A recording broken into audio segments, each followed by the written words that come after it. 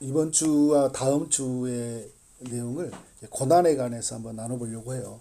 원래 오늘 이제 고난에 관한 그 주제로 먼저 나눌까 하다가 제가 베드로전서를 이렇게 읽고 있는데, 베드로전서는 이제 고난에 관한 이 서신이잖아요. 고난에 관한 이야기가 참 많이 나와요. 고난이 어떤 고난을 찾아왔고, 또 고난이 어떤 면에서 우리에게 유익이고, 또 고난을 대할 때 우리는 어떤 태도를 가져야 되는지 많은 것을 또 가르쳐 주고 있다라는 생각이 들더라고요. 그래서 오늘 수요예배 시간에는 베드로전서를 통해 배우는 고난을 배우고, 다음 주에는 좀 더 교리적인 의미에서 고난에 대해 살펴보도록 하겠습니다. 우리가 특별 새벽 기도할 때 시편 107편으로 했잖아요. 고난 주간 때. 그때 길 잃어버린 사람들의 고난, 그리고 갇힌 사람들의 고난, 병든 사람들의 고난, 그리고 풍랑을 만난 사람들의 고난, 이런 사람들의 이야기를 살펴봤는데, 그들이 고난 중에 있을 때 하나님께 부르짖었더니 주님이 친히 건져주셨다, 응답해 주셨다라는 게 107편의 내용이잖아요. 우리가 여러분 이 고난이 없는 사람이 없잖아요. 고난이 있거든요. 우리 어르신들도 계시지만 우리가 뭐 70년, 80년 쭉 인생 여정을 보면 고난 없을 때가 없었잖아요. 잠시 뭐 어떤 고난이 뭐 없는 것처럼 보일 때도 있었지만 끊임없이 고난의 그 연속이다. 인생이라는 게 고난의 끝없는 어떤 연속이다라는 것들을 우리가 고백할 수밖에 없잖아요. 삶이 그래요. 그래서 여러분 우리는 늘 고난을 겪거든요. 오늘도 우리에게 고난이 있고 내일의 삶에도 우리에게 고난이 있을까 없을까요? 고난이 있어요. 어떤 사람들이 그런 이야기 하거든요. 목사님, 제 죽기 전에 그냥 이렇게 아무 고통 없이, 고난 없이 하나님께 부름을 받았으면 좋겠다. 이것이 우리에게 인간의 소망이다라는 건 뭐냐면, 우리 인간에게는 어떻게 해요? 죽을 때까지 고난이 있다라는 거예요. 고통을 피해갈 수가 없어요. 그래서 우리에게 고난이 없으면 좋겠다라는 것보다는 고난을 어떻게 맞이해야 하느냐, 믿음이 중요한 것 같아요. 고난을 어떻게 해석하고 내가 나에게 다가오는 이 고난을 내가 넉넉히 이길 수 있는 믿음, 또 하나님 편에서 이 고난을 해석할 수 있는 그런 지혜들이 우리에게 필요하다라는 거죠. 그렇게 많이 기도했지만요, 사람들이 그런 이야기 하거든요. 죽을 때 고난 없이 죽게 해주세요라고 기도했는데 하나님이 그렇게 응답 안 하는 분들이 꽤 많아요. 이게 참 슬픈 이야기지만 이게 죽을 때 어떤 사람은 그런 이야기해요. 하나님, 우리 어머니, 부모님 정말 하나님 마지막에 잘 데려가셨어요. 이렇게 그래서 기도했는데 하나님 응답해 주셨어요. 이렇게 말하는 사람도 있지만, 또 어떤 사람은 정말 죽는 순간까지 고통을 겪는 분들이 있어요. 그러면 그분들이 기도 안 했냐? 신실하게 믿음으로 살지 않았냐? 아니거든요. 저희 목사님들 중에서도 정말 신실하게 살았던 분도요, 마지막에 너무너무 고생하신 분들도 있어요.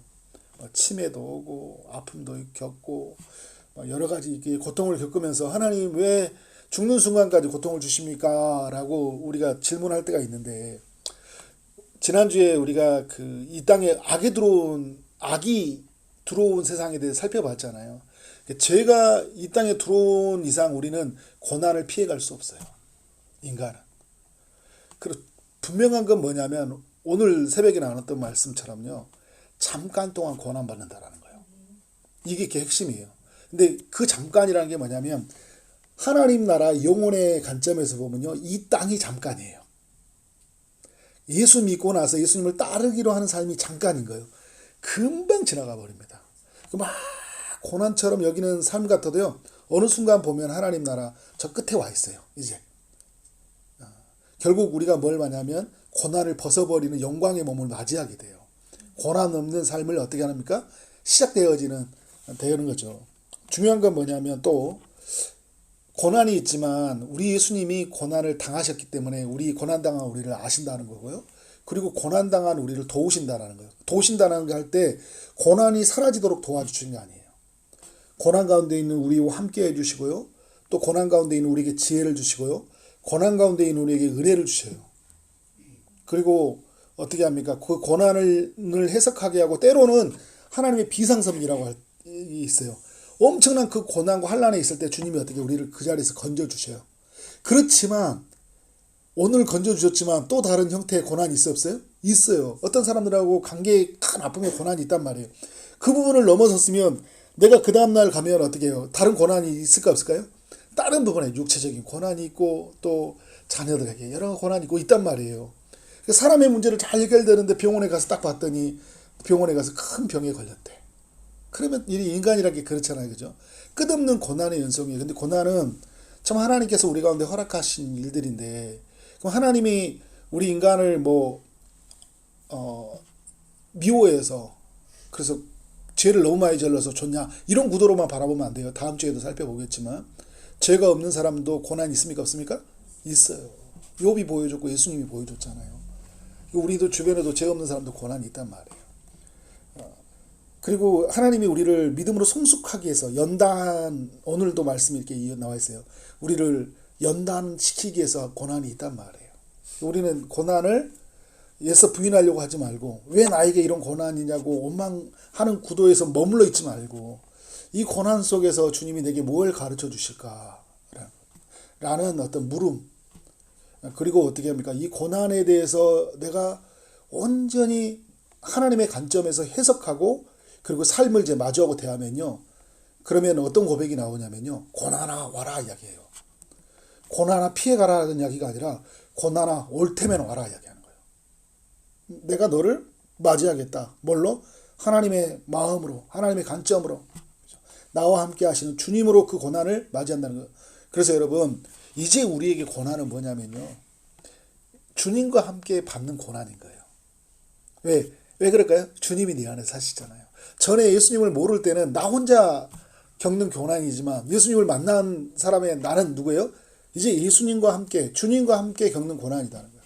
성령께서 내 안에 계시고, 그죠? 그리스도께서 교회의 머리가 되셔서 자신의 어떻게 해요? 자신의 몸, 지체를 삼았잖아요. 그러니까 나의 고난은요, 주님을 아프게 하는 거고 힘들게 하는 거. 그래서 사도 바울이 예수님 믿는 사람들을 막 죽이려고 할 때 예수님이 사도 바울에게 찾아와서 뭐라고 하냐면, 어찌하여 나를 괴롭게 하느냐 이야기해요. 누구를 괴롭게 한 거예요? 믿는 사람들을 핍박하고 죽이려고 했더니 그게 예수님을 괴롭게 한 거였어요. 나를 이렇게 박해하느냐. 예수님이 우리의 고난은 누가 고통을 당하시는 것과 같은 거예요. 이제 예수님도 고통을 당하신 거예요. 그런 의미에서 우리는 이 시대를 이제 살아갈 때, 복음 안에서 예수님 안에 살아갈 때 고난을 그렇게 바라봐야 된다라는 거예요.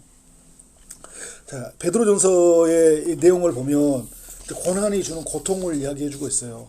제가 주일에도 잠시 언급을 했지만, 그들이 어떻게 살아야 되냐면 1장 1절에 보면 흩어진 나그네라는 표현을 쓰거든요. 본도, 갈라디아, 갑바도니기아, 아시아, 비두기아 이런 나라들로 흩어져 살아야 됐어요. 하나님의 백성들이. 근데 흩어져 살 수밖에 없었던 게 뭐냐면, 지금에 있는 삶에서 어떻게 하는 거예요? 살 수 없으니까, 박해가 일어나다 보니까 예수 믿는 사람들이 모여서 살 수 없으니까 다 흩어져 살아야 됐단 말이에요. 너무나 소중하고 사랑하는 사람들, 나와 함께 찬송하고 나와 함께 말씀을 알아가고 나와 함께 전도하고 기도했던 사람들 있죠. 그렇게 부득불 사람들과 흩어져 살아야 됐던 거예요. 그래서 여러분, 지금 누릴 때 잘 누려야 돼요. 믿는 이들과 함께 교제하고 기도하는 것들 있죠. 이런 시대를 맞이하지 못할 수도 있어요. 저희 특별히 우리 어르신들도 계시잖아요. 오늘 또 수요일에 잘 오셨는데, 앞으로 이제 어르신들한테 이거는 나쁜 소리 하는 게 아닙니다. 우리의 생이 얼마 끝이 안 남아있기 때문에 힘이 있을 때 어떻게 해요? 교회 공동체 와서 예배드리고 교제하는 거 너무 중요해요. 나중에요, 함께 이렇게 교제하고 할 때도 없어요. 저도 이렇게 전에 우리 기쁨 동산께 있을 때 권사님 정말 신실하게 저와 함께 동역했던 권사님이시거든요. 늘 저를 기도해 응원해 주시는데 무릎이 아파가지고 교회를 못 가요. 아예 꼼짝도 할 수 없대요. 그러니까 이제 방송으로만 대하고 어쩌다 이렇게 같이 전화 통화로 이야기해요. 얼굴과 얼굴을 마주대하려고 하니까 몸이 허락이 안 되는 거예요. 몸이. 우리가 여러분 그럴 때가 온다니까요. 그죠? 그래서 지금 어떻게 할까? 잘 누려야 돼요. 시간 있으면 함께 공동체 예배하고 교제하고 말씀 배우는 자리, 기도하는 자리, 전도하는 자리. 어느 순간 우리가 여러분 시간이 멈춘 건 아니죠. 내 마음대로 할 수 없을 때가 있다라는 거예요. 왜냐하면 우리의 몸이라는 게 그래요. 제가 이 땅에 들어오면서부터 우리의 몸은 점점 늙어가고 어떻게 하는 거예요? 꼼짝도 할 수 없어요. 물론 그 고난의 끝에서 이제 다시 주님을 만날 때는 아주 영광스러운 몸, 썩지 않은 몸, 강한 몸을 입게 되지만 이 땅에 사는 동안에는 누구든지 인간은 그것을 맞이할 수밖에 없다라는 거예요. 흩어져서 사는 고통을 겪는 거죠. 이제는 모여서 살던 하나님의 백성들이 흩어져서 그냥 어떻게 해요? 몇 명이서 소수의 사람들이 이제 어떻게 해요? 예배드리고 카타콤이라고 하잖아요. 지하에서. 그래도 그것도 핍박이 있으니까 다 한 군데 모여 있을 수가 없어요. 여러 군데로 흩어져서 마치 지금 북한의 지하 교인들처럼 한 번에 다 모이지 못해요. 가정별로 모여 있어요. 겨우겨우 숨어서 예배를 드리잖아요. 그렇지만 그 자리는 하나님이 임하는 자리니까 은혜가 있어요. 그렇지만 또 환경은 어떻게 너무 큰 고난이란 말이에요. 흩어져 살다. 1장 6절에 보면 여러 가지 시험을 당한다 여기요. 그러니까 경제적인 고통, 뭐 사회적인 고통, 또 여러 가지들의 그 관계성 속에서 오는 여러 가지 고통들, 육체적인 아픔들. 그러니까 여러분 그 당시에 예수 믿는 것들이 제한이 많이 되어 있다 보니까 먹는 거, 입는 거 제대로 할 수가 없어요. 그러면 여러분 이게 몸이 이게 건강에 유지되기도 힘들잖아요.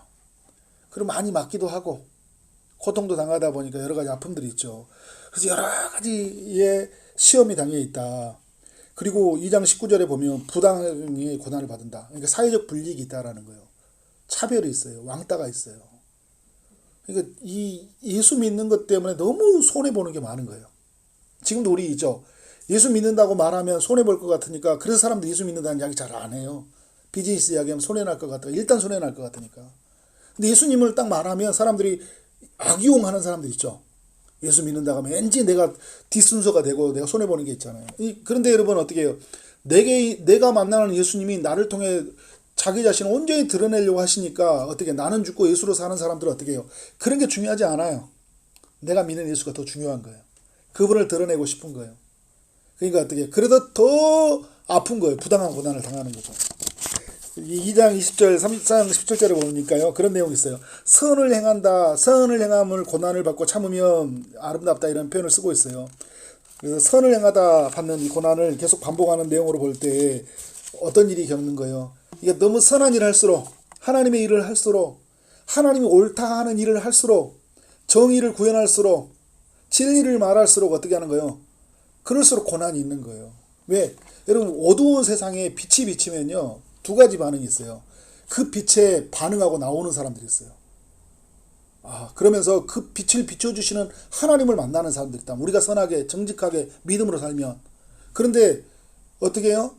반대로 어두움에 있는 사람들이 이제 그거를 저항하는 사람들 있죠. 왜? 그게 내가 틀린 게 드러나니까.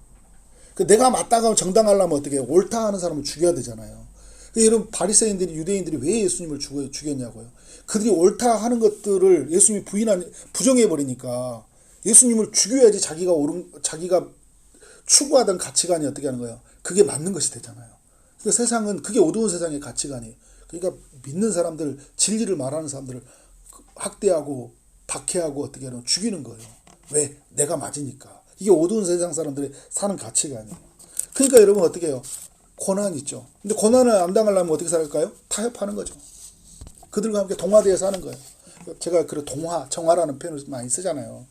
우리가 세상 살면요. 이 동화되어 살잖아요. 그러면 참 편합니다. 적당하게 타협하고, 그죠? 적당하게 감추면. 그러니까 그들과 색깔이 비슷하면 돼요. 카멜론처럼. 비슷하게 가면 적군이잖아요. 탁 죽이려고 하는데, 같은 색이야. 안 죽이는 거죠. 나무 이파리하고 같은 색깔이에요. 카멜로가 안 잘라내죠. 근데 다른 색이에요. 바로 잡히죠. 그러니까 우리 예수 믿는 사람을 그대로 드러내잖아요. 그러면 어떻게 할까요? 뭐야? 네가 예수 믿어? 이런 박해가 당연히 있어요. 이거는 예수님 때도 있었고요.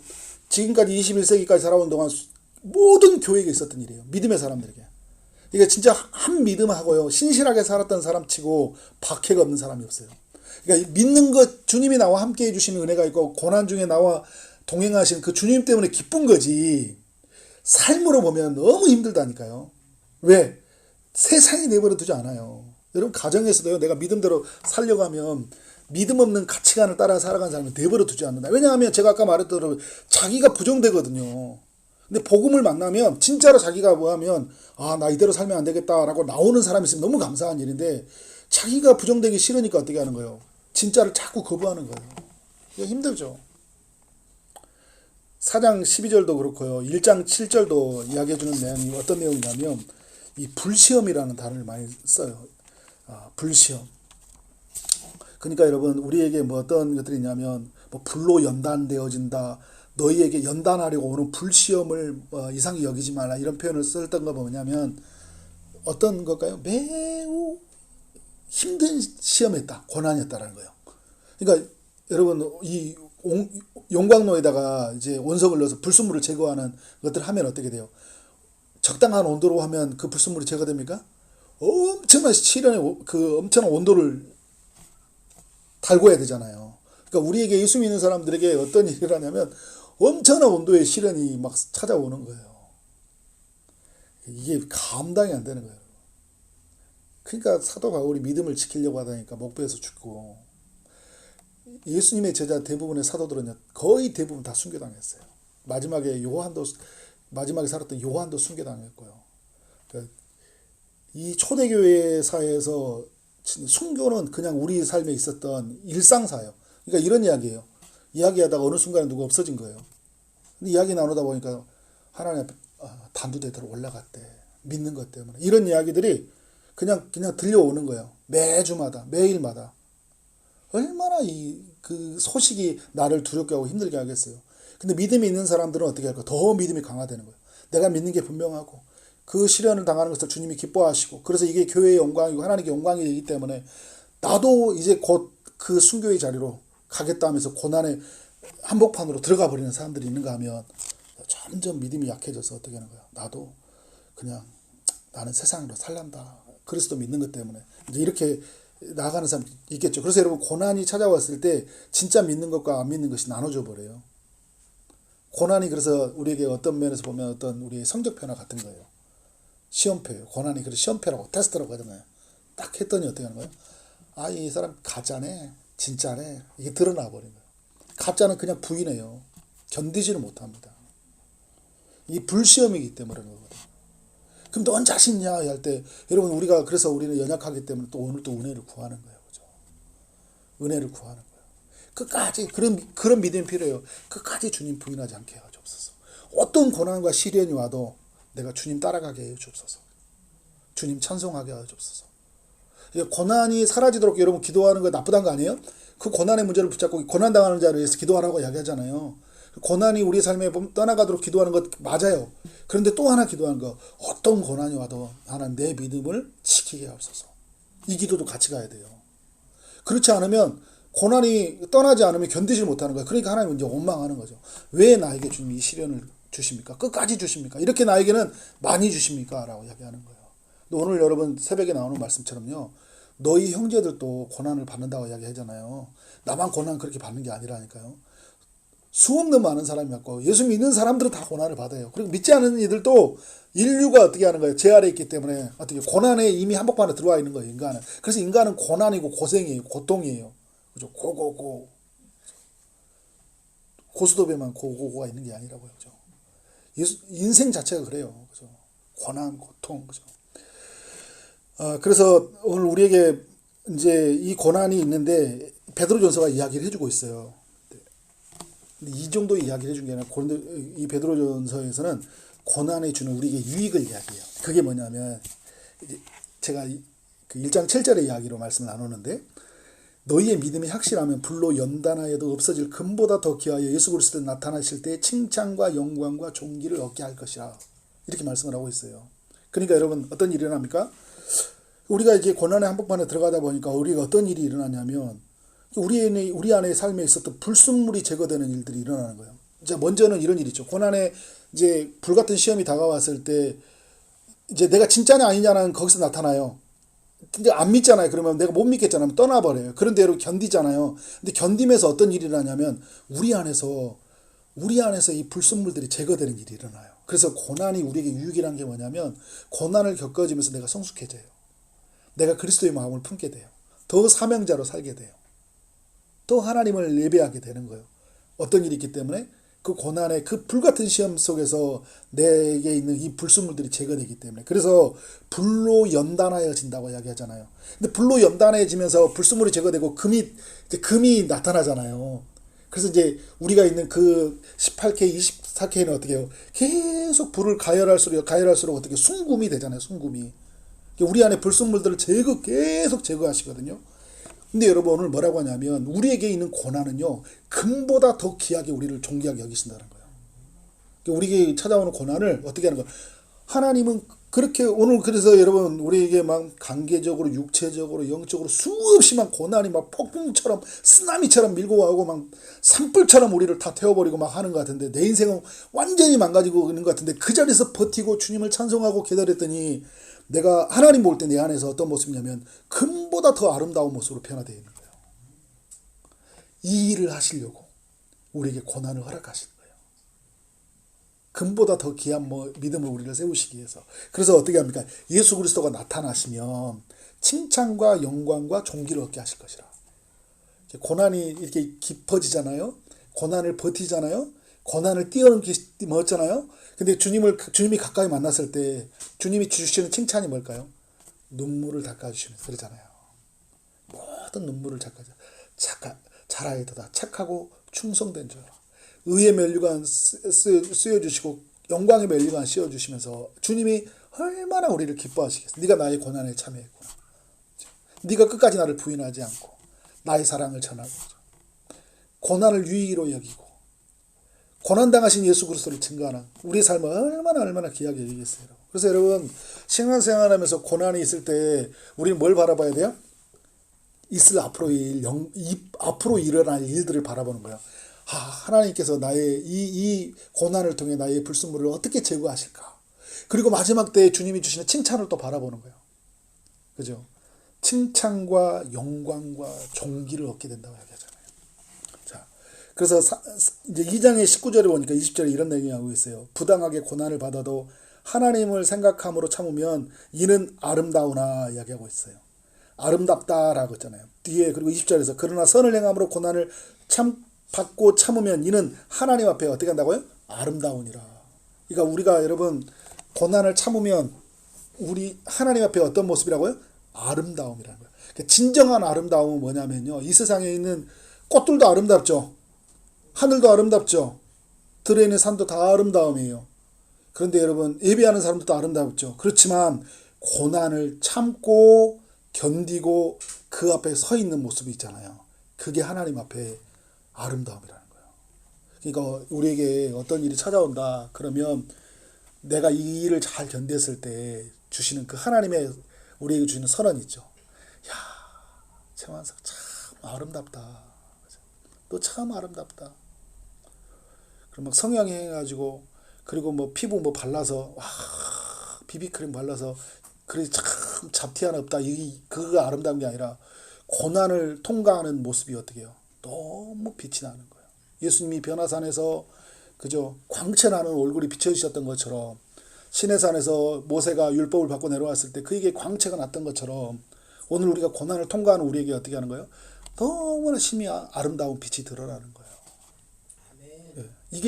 그래서 여러분 이 아름다움을 얻기 위해서 우리가 어떻게 하는 거예요? 고난 속으로 들어가는 거예요. 그러니까 믿음의 사람들이 어떤 고백을 하냐면 고난아 와라 이야기하는 거예요. 3장 14절에는 이런 이야기예요. 의를 위하여 고난을 받으면 복이 있는 자다. 하나님의 나라를 위해서 사명 감당하기 위해서 주님 따라가면서 찾는 복은 어떻게 해요? 복이 있나니 이야기하고 있어요. 자, 4장 14절에서는 이렇게 이야기해요. 그리스도 이름으로 치욕을 당하면 어떤 자라고요? 복 있는 자다. 자, 5번의 내용이 나오죠. 가로봐. 그리스도의 이름으로 치욕을 당하며 그리스도 그러니까 그리스도를 믿는 것 때문에 그리스도를 따라가는 것 때문에 그리스도를 증거한 것 때문에 우리가 욕을 먹을 수 있죠. 여러분 전도하다 그랬을 때 있죠. 예수님 따라가는 것 때문에 예수 믿는 것 때문에 욕 먹은 거 있죠. 그런데 그게 하나님 편에서 보면 복 있다 이야기하는 거예요. 그러니까 여러분 우리는 여러분 고난 당하면 딱 생각이 들게 하나님이 또 복의 자리로 나를 들어오게 하셨네. 그죠?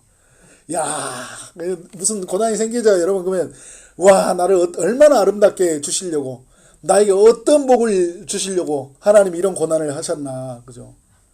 이걸 생각하면 여러분, 그래서 고난을 이기는 거예요. 우리 믿음의 사람들이, 여러분, 그 단두대 앞에 칼을 댔을 때 그거 어떻게 이겨요?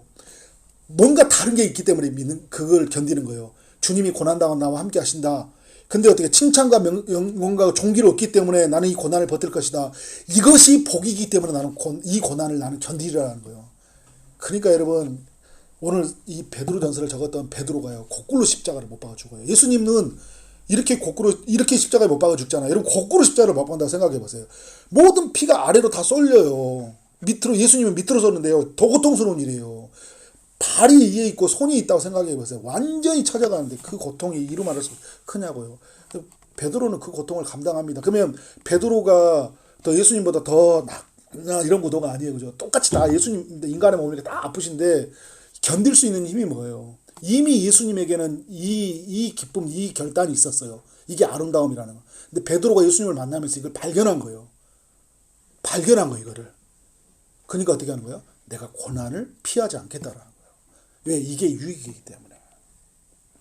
그래서 여러분, 이제 고난을 대하는 태도 하면서 우리가 정리를 하겠는데, 2장 19절에 보면 이런 이야기 하고 있어요.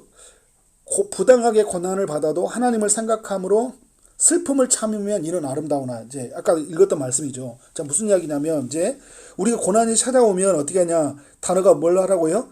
참으라 이야기하고 있어요. 참으라. 그러니까 2장 19절도 그렇고 계속 말씀하는 소리가 뭐냐면, 이 베드로전서에서요, 우리에게 참으라 이야기해요.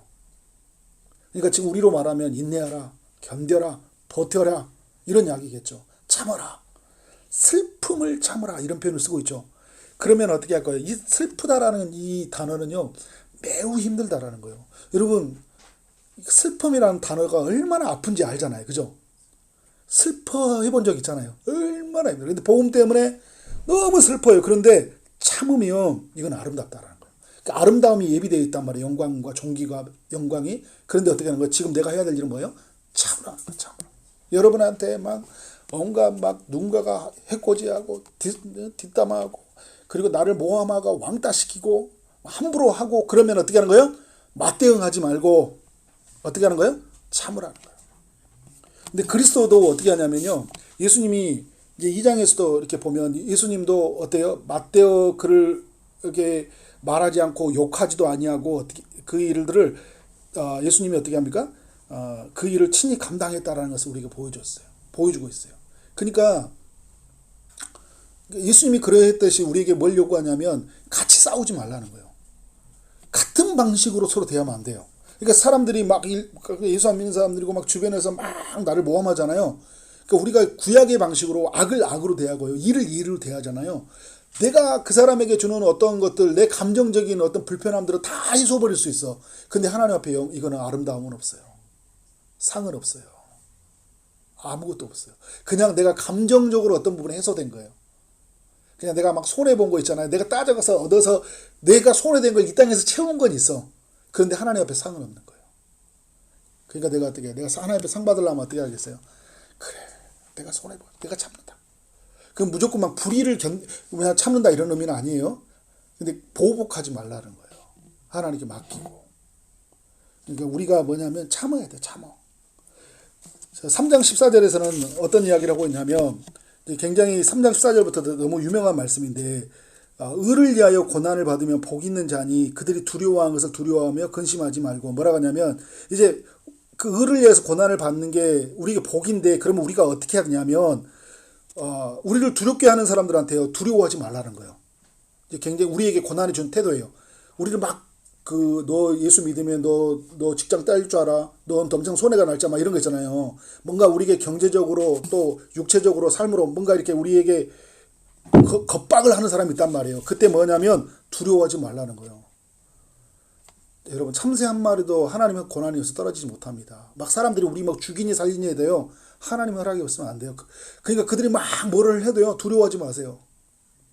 그리고 뭐라고 하냐면 근심하지도 말라. 그러니까 너무 고민하지도 말아요. 무슨 이야기 있으면 털어버리란 거예요. 그리고 어떤 말씀을 하냐. 너희 마음에 그리스도를 주로 삼아 거룩하게 하고. 그러니까 우리가 여러분 그리스도를 주로 삼아 어떻게 하는 거야? 거룩하게. 우리는 예수님이 우리의 주가 되셨잖아요. 그런데 오늘 말은 뭐라고 하냐면 우리 마음의 주를 주로 삼으라는 거예요. 그러니까 우리의 마음의 주는요, 이 세상에 겁을 주는 대상이 아니라고요. 저 권세자들이 아니라고요. 돈 많은 사람들이 아니라고, 힘이 가진 사람이 아니라고요. 우리 마음의 주는 누가 계요? 그리스도예요. 그를 주로 삼고 어떻게 거룩하게, 나도 어떻게 하는 거예요? 죄짓지 않고 믿음을 지키고 순결하게 서 있는 거예요. 그래서 사람들이 물어봐요. 너희 속에 있는 소망에 가는 이유를 묻는 자들에게는 대답할 것을 준비하되. 야, 너 임마 이렇게 물어보는 거죠. 야, 네가 뭔데 뭐 믿고 그렇게, 응? 나한테 그렇게 이야기하는 거야. 막 우리를 막 흔들려고 하는데 우리가 흔들리지 않고요. 두려워하지 않으니까. 너 누구 믿고 이렇게 당당한 거야? 나오면 사람들이 그럴 거 아니에요. 그러면 뭐라 할까요? 나 예수 믿는 사람이요. 라고 하죠. 예수 믿는 사람? 예수가 뭔데? 그잖아. 예수는 나의 구주가 되십니다. 그분은 나를 사랑하시고 그분은 나를 위해서 죽으셨습니다. 그러니까 여러분 어떻게 해요? 사람들이 야 차만석 초지동산교 성도들 너 이렇게 하면 인생 못 살아. 적당하게 타협해. 적당하게 살아. 나 예수 믿는 사람이에요. 내 마음에 가득하신 주님이 그걸 요구하지 않습니다. 이야기하는 거예요. 묻는 것을 대답할 걸 준비하라는 거예요, 여러분. 그래서 이 대답할 걸 준비하는 것은 일상 속에서 우리의 하나님에 대한 신앙의 고백이에요. 나에게 돈이란 뭐냐? 나에게 인생이란 뭐냐? 나에게 건강이란 뭐냐? 나에게 사람이란 뭐냐라는 거죠. 이런 부분에 대해서 믿음으로 딱 정리되면 사람이 물어볼 때요. 나는 이렇기 때문에 돈을 벌어. 이렇기 때문에 일하고 있고 이렇기 때문에 나는 가정의 자녀를 키우고 있어라는 거예요. 야, 사람들 너 그렇게 얘를 키우면 되겠어? 너 그렇게 살면 되겠어? 이야기할 때 아니 나는 이렇게 사는 것이 나의 삶의 최고의 기쁨이야라는 거죠. 그런데 어떻게 이야기하냐? 막 사람들한테 막 성질내듯이 말하지 말고 온유와 두려움으로 이야기하는 거예요. 내가 혹 나를 너무 과하게도 표현하지 말고 그리고 그 사람 때문에 무서워서 아무것도 또 말하면 어떻게 제한하지도 말고 두려워하지도 말고 어떻게 온유한 마음으로 그리고 선한 양심을 가지고 사람들을 권면하라는 거예요. 제가 예전에 제가 실수했던 모습이 그거잖아요. 제가 직장 다닐 때 그때는 예수님을 그렇게 엉터리로 믿었던 게 많았던 거예요. 나는 예수님께 술 안 먹을 거야. 술 안 먹을 거라 많이 했단 말이에요. 그러니까 직장 사장님이 야, 최원석, 회식 때만 되면 술 먹으래. 그러면, 이제, 오늘 3장 14절 15절 말씀처럼, 난 하나님 두려워하는 마음, 사랑하는 마음으로 잘 설명해주면 되잖아요. 저는 사장님 이래서 안 먹습니다. 그러면 막 뭐라고 하면, 웃으면서 온유하고, 또 선한 양심으로, 또 하나님을 두려워하는 마음으로 하면 되는데, 너무 성질나니까, 나 계속 그렇게 강요하면, 나 일이 있어요. 그랬더니 사장님이 이런 거예요. 야, 저거, 우리 삼겹살 구워 먹고 있거든요. 저기 상 빼. 아줌마! 여기 상 빼! 그런 거예요. 근데 성질이 나가지고, 아줌마 다시 불렀어요. 아줌마는 이제 장난으로 그러는데요. 아줌마, 상 다 가져가. 다 빼. 나 안 먹을 테니까. 그러니까 사장님이 깜짝 놀라가지고, 야, 그냥 농담으로 한 소리 임마. 먹어. 저 자식 저거 삼겹살 더 갖다 줘요. 그러더라고요. 근데 제가 집에 가면서 생각했던 거예요. 좋은 방법이 아니었던 거죠. 그냥 나는 안 먹은다고 말하면 되잖아요. 그죠? 나는 안 먹은다고 말하면 되는데 뭘 그렇게 또 말하니까 흥분해가지고 싸워버리는 거야. 아무것도 얻은 게 없어. 복음의 진전도 없고 나만 더 괴로웠더라고요. 온유함으로 선한 양심을 가지고 두려워하는 마음으로 어떻게 해요? 우리 주님을 드러내는 거예요. 여러분 고난을 왜 받냐고요? 주님을 드러내기 위해서 받는 거잖아요. 근데 이게 우리가 잘못되면 주객이 바뀌면 엉뚱한 행동을 해요. 자, 그리고 이제 3번에 뭐냐면 우리를 연단하려고는 불시험을 이상한 일 당하는 것 같이 이상히 여기지 말고 이 4장 12절 13절 말씀이거든요. 그리스도에 참여하는 것으로 즐거워해라. 그러니까 불시험 당할 때 이상히 여긴다는 게 뭐냐면 아니 왜 내가 예수 믿는데 왜 이런 시험 당해야 되지? 아니 하나님 내가 이렇게 하나님을 위해서 열심히 살아가는데 이렇게 시간 빼고 잠 안 자고 진짜 하나님 앞에 이렇게 열심히 살았는데 왜 나에게 이 감당하지 못할 시험을 허락하십니까? 이걸 이상히 여기지 말래요. 그리고 그래서 어떻게 하는 거예요? 우리가 생각할 때 이상한 일이잖아요. 근데 그거를 이상히 여기지 말라는 거예요. 이게 참 단어가 재밌죠, 그죠? 이상한 것 같은데 이상히 여기지 말라. 왜냐하면 말씀을 알면 어떻게 나를 하나님 이 불시련을 지나게 해서 어떻게 나를 연단해서 금과 같은 믿음을 세우시게 하시는 거구나 라는 것들을 갖게 되니까 이상히 여기지 말고 그 뒤에 있는 하나님이신 예비한 영광이 있으니까 우리가 뭘 생각해야 될까? 지금 왜 고난이 온지 모르겠지만 분명히 하나님이 하실 이유가 있을 것이고 그 뒤에 고난을 참으면 영광이 있다는 걸 믿기 때문에 어떻게 하는 거예요? 그래서 어떻게 하는 거예요? 그리스도의 고난에 참여하는 것을 어떻게 하라고요? 즐거워하래요. 그러니까 여러분 이런 이야기 있죠. 어떤 기쁨 주시려고, 나에게 어떤 일을 행하시려고 이 일을 하시는 걸까? 그렇게 바라보는 거예요. 하나님의 사람들은. 자, 4장 16절에 만일 그리스도인으로 고난을 받으면 부끄러워하지 말라.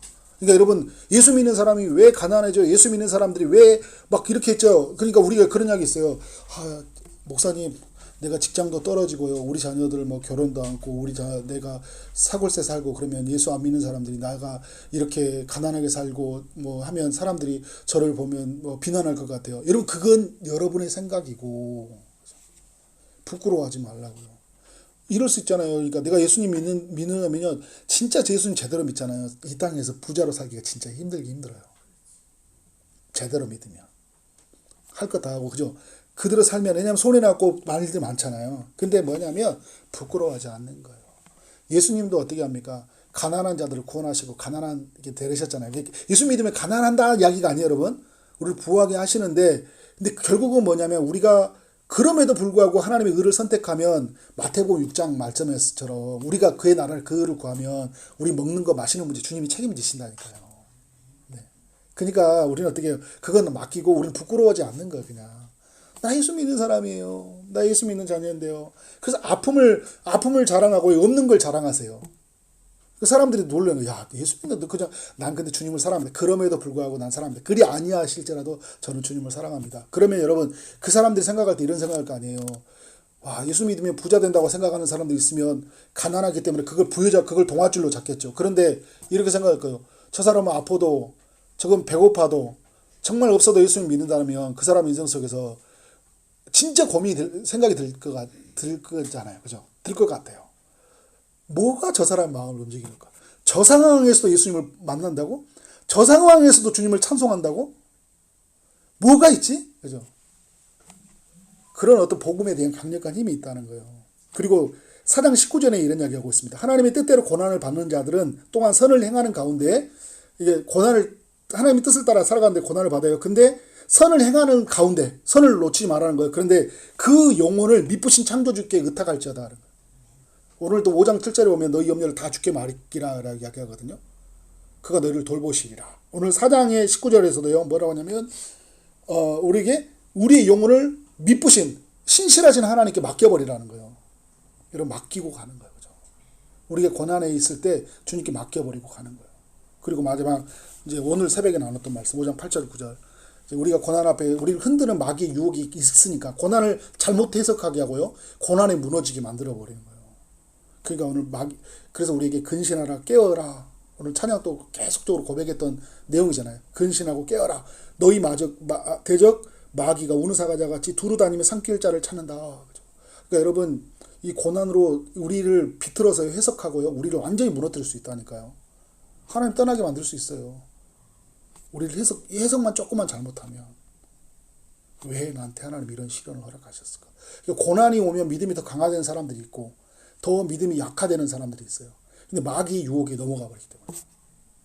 그러니까 마귀는요, 이렇게 교묘하게 우리를 유혹해 우리에게 일어나는 일들을 하나님의 관점에서 보지 않고 어떻게 지극히 인간적인 감정으로 탐욕의 마음을 불추게 일으켜서 부족한 걸 견디지 못하게 하고 내가 원하는 것대로 이루어지지 않는 것들을, 이게 상황을 유연하게 받아들이지 못하게 만들어요. 막 힘들게 만들어버린다. 다 내려놓게 만들어버려요. 주 안에서 내려놔야 되는데 다 주님이 주시는 선한 것까지 다 내려놔버려요. 그래서 선을 멈추지 말라고 이야기하잖아요. 그냥 안 해요. 내가 행했던 거 너무 의미 없다 생각하는 거야. 내가 하나님을 위해서 왜 나한테 이렇게 고난과 시련이 오는데. 전혀 그렇지 않습니다. 마귀의 유혹이에요. 대적하라고 얘기해요. 대적하라고. 이는 세상에 너희는 형제들도 동일한 고난을 당하는 줄 아니라.